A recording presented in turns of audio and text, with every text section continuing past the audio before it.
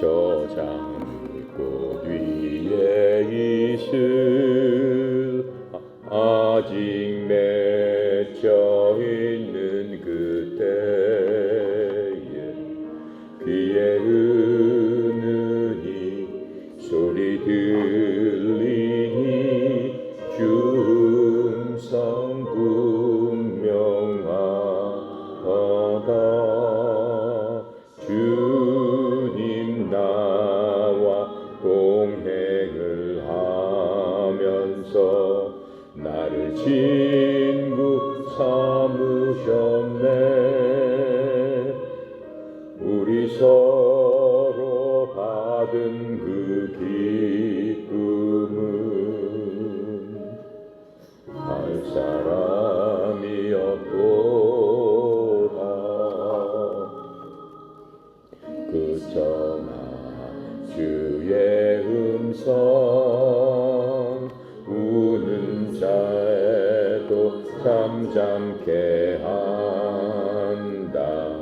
내게 들리던 주의 음성이 늘 귀에 쟁쟁하다.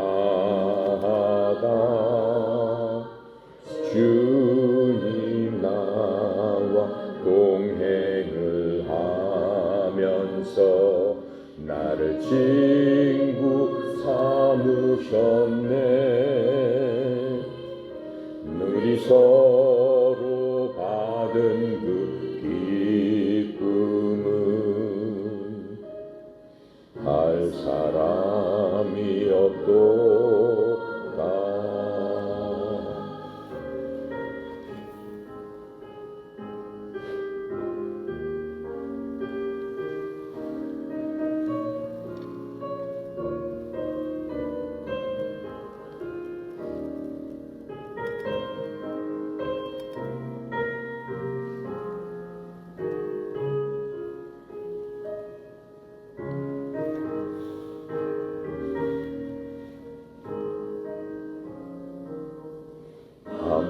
밤늦도록 동산 안에 주와 함께 있으려 하나.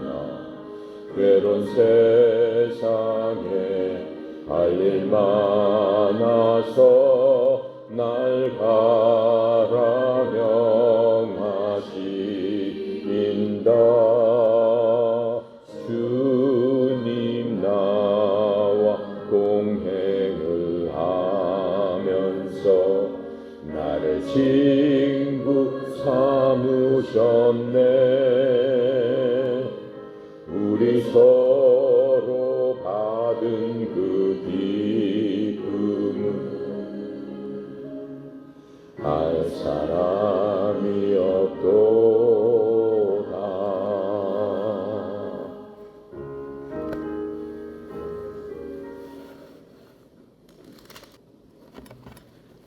자, 오늘부터 로마서를 시작해서 로마서는 1장부터 16장까지 되어 있는 책입니다. 로마서는 바울이 썼죠. 일단 우리가 로마서를 1절부터 17절까지 한번 읽고 시작해 보도록 하겠습니다. 예수 그리스도의 종 바울은 사도로 부르심을 받아 하나님의 복음을 위하여 택정함을 입었으니 이 복음은 하나님이 선지자를 통하여 그의 아들에 관하여 성경에 미리 약속하신 것이라. 그의 아들에 관하여 말하면 육신으로는 다윗의 혈통에서 나셨고 성결의 영으로는 죽은 자들 가운데서 부활하사 능력으로 하나님의 아들로 선포되셨으니 곧 우리 주 예수 그리스도시니라. 그로 말미암아 우리가 은혜와 사도의 직분을 받아 그의 이름을 위하여 모든 이방인 중에서 믿어 순종하게 하나니 너희도 그들 중에서 예수 그리스도의 것으로 부르심을 받은 자니라. 로마에서 하나님의 사랑하심을 받고 성도로 부르심을 받아 모든 자에게 하나님 우리 아버지와 주 예수 그리스도로부터 은혜와 평강이 있기를 원하노라. 먼저 내가 예수 그리스도로 말미암아 너희 모든 사람에 관하여 내 하나님께 감사함은 너희 믿음이 온 세상에 전파됨이로다. 내가 그의 아들의 복음 안에서 내 심령으로 섬기는 하나님이 나의 증인이 되시거니와 항상 내 기도에 쉬지 않고 너희를 말하며 어떻게 하든지 이제 하나님의 뜻 안에서 너희에게로 나아갈 좋은 길 얻기를 구하노라. 내가 너희 보기를 간절히 원하는 것은 어떤 신령한 은사를 너희에게 나누어 주어 너희를 견고하게 하려 함이니 이는 곧 너희 가운데서 너희와 나의 믿음으로 말미암아 피차 아니함을 얻으려 함이라. 형제들아, 내가 여러 번 너희에게 가고자 한 것을 너희가 모르기를 원하지 아니하노니 이는 너희 중에서도 다른 이방인 중에서와 같이 열매를 맺게 함이로되 지금까지 길이 막혔도다. 헬라인이나 야만이나 지혜 있는 자나 어리석은 자에게 다 내가 빚진 자라. 그러므로 나는 할 수 있는 대로 로마에 있는 너희에게도 복음 전하기를 원하노라. 내가 복음을 부끄러워하지 아니하노니 이 복음은 모든 믿는 자에게 구원을 주시는 하나님의 능력이 됨이라. 먼저는 유대인에게요 그리고 헬라인에게로다. 복음에는 하나님의 의가 나타나서 믿음으로 믿음에 이르게 하나니 기록된 바 오직 의인은 믿음으로 말미암아 살리라 함과 같으니라. 아멘.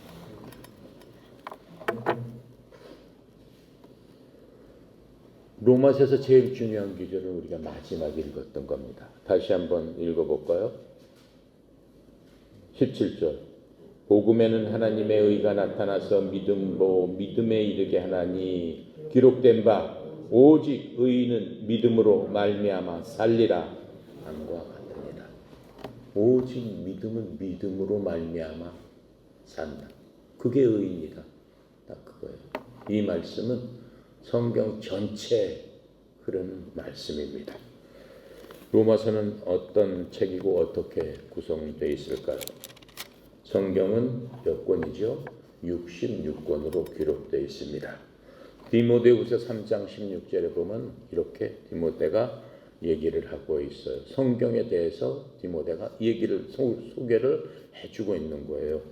즉 모든 성경 기록은 하나님의 영감으로 주신 것으로 교리와 책망과 바로잡음과 의로 교육하기에 유익하니. 성경 기록에는 그냥 기록이 있는 게 아니라 기록된 이유가 있는데 네 가지로 지금 분류하고 있어요. 첫 번째 뭐라고 그랬어요? 교리와. 두 번째 책망과. 그 다음에는 바르게 함과. 그 다음에 의로 교육하기 위해서 이 성경이 기록되어 있다라고 지금 얘기하고 있습니다. 그 중에서 첫 번째로 얘기하는 게 뭐라고 얘기하고 있는 거예요? 하나님의 영감으로 된 거다. 이건 사람이 쓴 게 아니라 하나님의 영감으로 됐다라고 하는 얘기는 예를 들어서 로마서는 지금 바울이 쓴 겁니다. 이건 서신서는 아닙니다. 바울이 고린도에서 3차 선교 여행을 할 적에 어떻게 보면 바울의 마지막 유언으로 자기가 죽을 걸 알아요. 유언으로 이 로마서를 썼습니다. 로마서를 썼는데 이 바울이 썼지만 바울의 생각, 바울의 경험, 바울이 갖고 있는 믿음 그걸로 쓴 게 아니다라고 하는 거예요. 하나님의 영감으로 주신 거다. 영감이라는 게 뭐예요? 하나님께서 갖고 계신 하나님의 그 영적인 감각. 우린 인간도 감정을 갖고 있고 지혜를 갖고 있지만은 하나님께서 갖고 계시는 하나님은 영이시니까 그 영적인 것들로서 누구를 통해서 바울을 통해서 쓰도록 해주셨다. 지금 말씀하시고 있는 겁니다. 자, 그래서 이 성경 66권 중에서 교리적으로 가장 중요한 책이 바로 이 로마서입니다.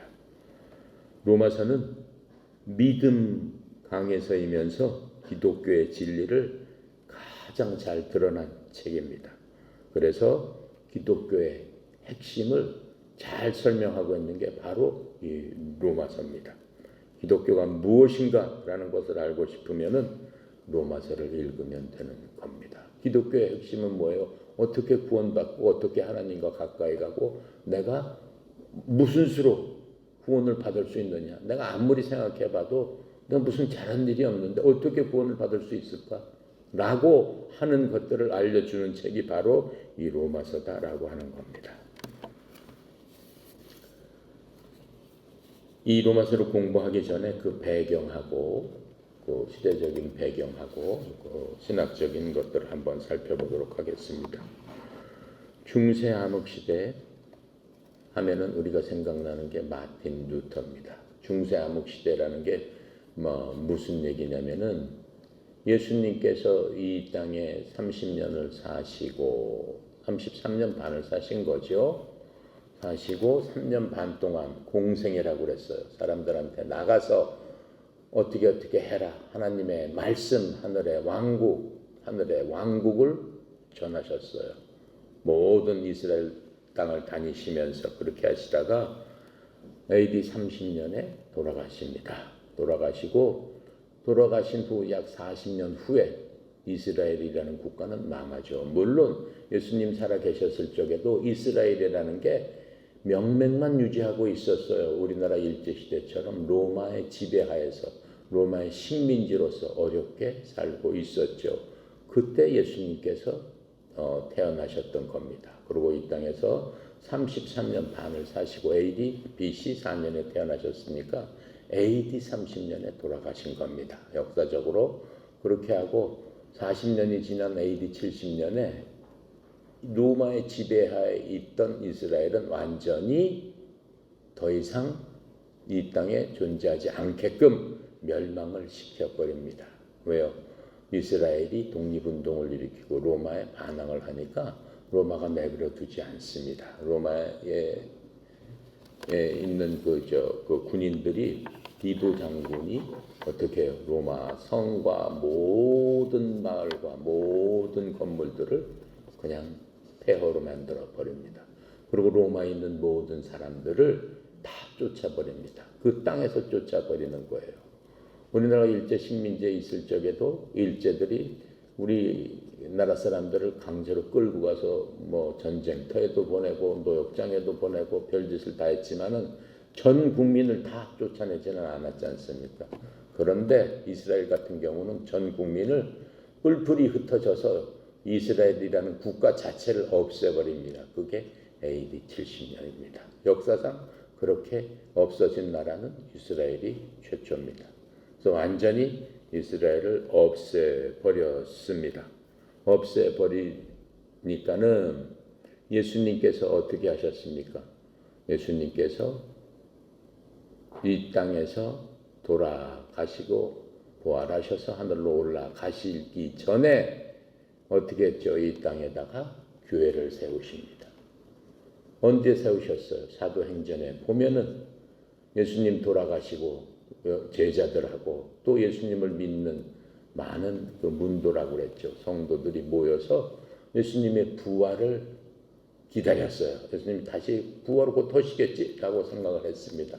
모여가지고 함께 기도하고 함께 어떻게 해요? 하나님 예수님을 예수님께 모든 것들을 구했을 적에 예수님께서 오순절날 성령을 주시고 이 땅에 교회를 세우십니다. 그래서 제자들을 통해서 이 땅에 교회가 세워지죠. 근데 그 교회가 지금처럼 오픈돼 가지고 세우는 교회입니까? 아니죠. 어땠습니까? 로마 지배하에 있었기 때문에 로마에서 이 그리스도의 교회를 인정하지 않습니다. 예수님은 로마법에 의해서 물론 이스라엘 사람들이 그 로마법을 통해서 예수님을 십자가에서 죽였지만은 어쨌거나 로마법에 의해서도 예수님은 죄인으로 되어 있습니다. 그렇게 십자가에서 돌아간 죄인을 믿는 그런 교를 로마가 내버려 두지 않고 특히 이스라엘 사람들이 그것을 어떻게 해요? 인정하지 않았죠. 이스라엘 사람들이 믿는 것은 뭐예요? 유대교를 믿었습니다. 그래서 이스라엘의 그 제자들, 예수님을 믿던 제자들은 뿔뿔이 흩어져서 도망다니면서 지하교회를 했던 겁니다. 그 예수님의 교회가 그때부터 시작이 된 겁니다. 그렇게 시작이 되고 예수님이 돌아가시고 약 300년이 지납니다. 300년 동안 엄청난 핍박을 받게 되죠. 이스라엘 사람들 뿔뿔이 흩어져서 예수님을 믿는 사람들은 엄청난 핍박을 받게 되면서 어떻게 됩니까? 숨어서 지내게 되고 그 대신 뭐 가정교회, 지역교회 떳떳하게 할 수가 없으니까 그런 교회 형태로 살아남게 됩니다. 하지만 그 교회는 더욱더 부흥하게 됩니다. 수백만의 사람들이 몰래 믿게 되는 겁니다.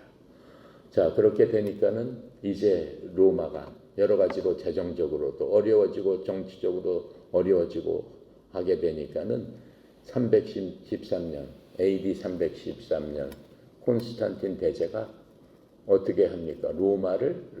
로마의 국교를 기독교로 삼게 되는 겁니다. 느닷없이 로마를 핍박하던 그 나라가 이제는 180도로 변해서 예수님을 하나님으로 믿는, 주님으로 믿는 그러한 종교를 인정하게 된 겁니다. 그게 로마 천주교지요. 로마 천주교가 313년에 생기게 된 겁니다. 하지만 로마 천주교가 진정으로 사도들이 믿고 예수님께서 세우신 그 교회였겠습니까? 그렇지 않죠. 로마에는 이미 많은 종교들이 들어와 있습니다. 그 종교하고 혼합시킨 종교 형태가 바로 천주교입니다. 그래서 천주교에 가면은 많은 상들이 서 있죠. 우리의 믿음과는 조금 틀립니다. 마리아를 믿고 마리아 상에다 기도를 하고 또 뭐 바울이나 베드로나 마테나 사도들의 상을 만들어 놓고 거기다가 기도를 하고 그렇게 제사를 지내고 하는 스타일로 그런 식으로 로마가 전 세계를 지배를 하게 됩니다. 로마가 지배를 하는 1000년 동안 로마가 규칙을 만듭니다. 어떤 규칙을 만드느냐? 로마 글자 위의 모든 성경은 볼 수가 없습니다. 모든 성경은 일반 국민은 또 볼 수가 없는 금서입니다. 사제들만 보고 사제들이 말하는 대로 그냥 백성들은 그 말을 갖고 믿으면 되는 바로 그러한 일들이 벌어진 겁니다. 그래서 그 시대를 중세 암흑 시대다라고 이렇게 부르게 되는 겁니다. 중세 암흑 시대에 마틴 루터라고 하는 천주교 사제가 있었습니다. 천주교 사제. 천주교에 가면은 지금도 미사를 드린다고 하지 않습니까? 거기는 예배를 본다고 안 하고 미사를 드린다고 하는 겁니다. 미사라는 뜻은 제사라는 의미입니다. 제사를 드린다. 제사라고 하면은 뭐가 생각나니까 여러분들? 제사라고 하면은 구약이 생각나지 않습니까? 구약식으로 그 예배를 드리는 게 바로 그 천주교입니다. 그렇게 들리던 그 사제 중에 마틴 루터라는 그러한 사람이 있었습니다. 마틴 루터는 사제로서 수도 승이었습니다. 그런데 마틴 루터는 본인이 여러 가지로 하나님께 나가서 하나님께 기도하고 사제가 되면은 의로운 자가 돼서 죄 없는 자가 돼서 하나님의 자녀로서 어떻게 해야 돼요? 많은 사람들을 인도하는 그러한 사람이 돼야 되는데 이 본인이 아무리 고행을 하고 수도 생활을 했으니까 그 수도 생활은 많은 고행의 연속 아닙니까? 그런 것들을 어떤 사제들보다 많이 했는데도 불구하고 마틴 루터는 하나님과의 의로운 관계를 맺을 수가 없었습니다. 마음속으로 평화와 믿음이 전혀 생기지 않았습니다. 그래서 마틴 루터는 고민을 합니다. 내가 이 사제로서 하나님의 종으로서 하나님의 그 부름받은 자로서 이렇게 사람들에게 설교도 하고 다 해야 되는데 어째서 나는 하나님을 믿어서 어떻게 구원받고 다 해야 된다라고 말은 하지만 어째서 나는 그러한 마음에 평강이 없을까? 어쩌게서 나는 하나님께서 나를 의롭다라고 그렇게 칭해 주신다는 그런 것들을 믿을 수가 없을까? 어떻게 하면은 내가 하나님으로부터 너는 의로운 자다라고 하는 호칭을 받을 수 있을까? 고민하고 고행을 많이 했습니다. 그래서 마틴 루터는 별짓을 다 했어요. 그러던 중 마틴 루터가 로마서 1장 17절을 읽었습니다. 아까 우리가 읽었던 마지막 구절이죠. 기록된 바 오직 의인은 믿음으로 말미암아 살리라 하는 말씀을 로마서에서 찾아서 읽으면서 이제까지 자신이 의로워지기 위해서 행했던 여러 가지 고행들, 선행들, 사제로서 서품을 받은 것, 교황을 아련하는 것 등 이러한 모든 것들을 통해서 자신이 예배를 집전하고 설교를 통해서 하나님의 올바른 관계를 세우려고 노력했던 그러한 모든 그러한 것들로는 되지 않고 의인은 오직 믿음으로 말미암아 살리라 하는 그 말씀으로 되는구나 하는 것을 깨닫게 되는 겁니다. 그래서 마틴 루터는 로마서 1장 17절을 갖고 그 위대한 종교개혁을 일으키는 겁니다. 종교개혁이 일어나지 않았더라면 세상은 천주교판이었겠죠. 지금의 이러한 교회는 없었겠죠. 물론 예수님께서 설립하신 그 교회 제자들을 통해서 핍박을 받으면서도 지하교회로 남아있던 그 교회들은 있었겠죠. 하지만 소위 얘기하는 개신교라고 하는 교는 이 땅에 있지 않았을 겁니다. 그래서 마틴 루터는 그렇구나. 이 세상에서 행하는 선행이나 내 의지나 또는 이 세상 사람들이 행하는 종교적인 습관이나 또는 의식을 통해서 하나님과 선한 관계를 맺을 수 있는 것이 아니고 오직 의인은 믿음으로 된다는 사실을 스스로 깨닫고 믿게 됐다라고 하는 겁니다. 선행이나 믿음이나 종교적인 습관이나 그건 뭐가 있습니까? 요즘에 우리들이 하는 걸 보면은 11조라든가 주일 성수를 해야 된다든가 새벽 기도로 가야 된다든가 이런 것들도 되겠죠. 근데 그것을 하지 말라는 게 아니죠. 하나님을 믿게 되고 오직 의인은 믿음으로 말미암아 살리라 하게 되면은 하나님과 깊은 관계를 갖게 되는 겁니다. 먼저 그것을 해야 된다라고 하는 겁니다.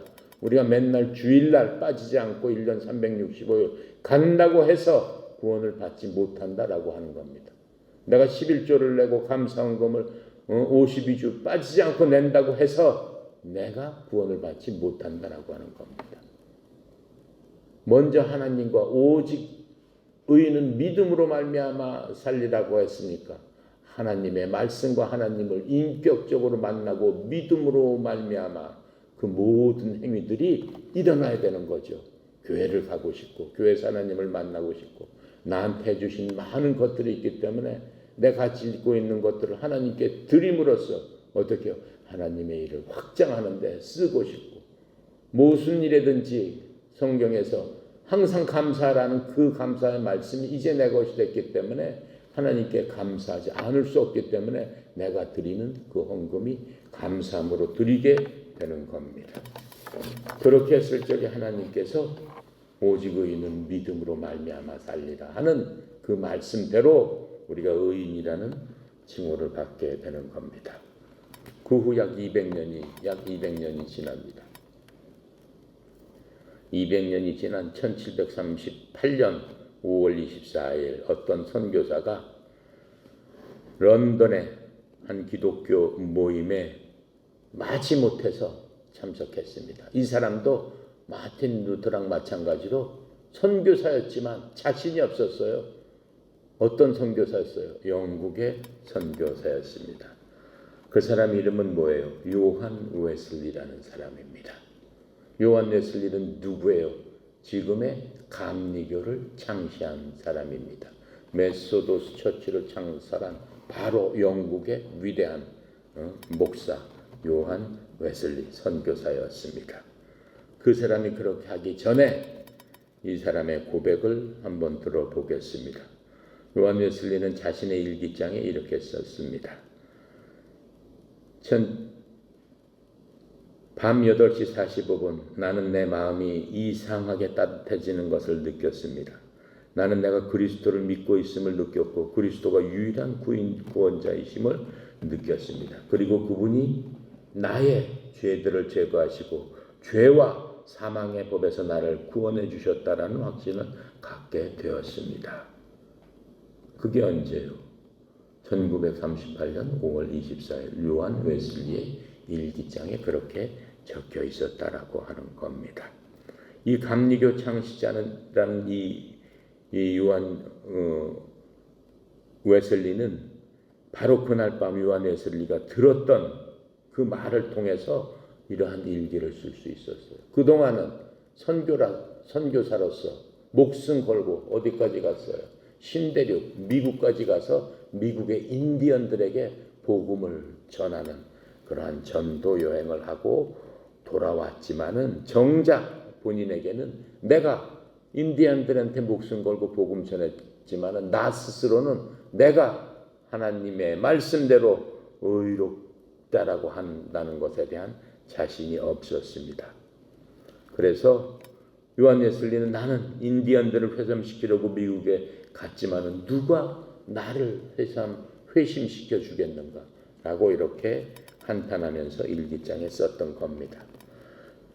그런데 바로 이 날은 무슨 날이냐면 요한 웨슬리가 그렇게 절망 속에 빠져 있는데 어떤 사람들의 권고로 영국의 엘더스 게이트라는 거리에서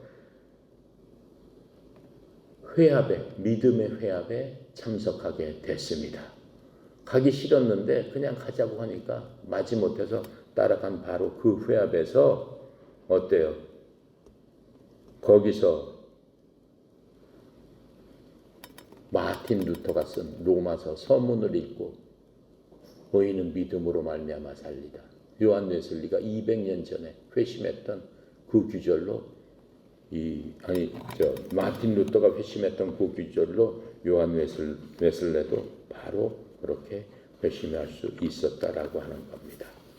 여러분들 그 철로 역정이라는 책 들어봤어요? 존 버년이 쓴 거. 철로 역정이라는 책은 이 세상에서 제일 많이 팔린 책이 성경입니다. 두 번째로 이 세상에서 제일 많은 팔린 책이 바로 철로 역정입니다. 철로 역정을 쓴 사람은 영국의 존 버년이에요. 존 버년도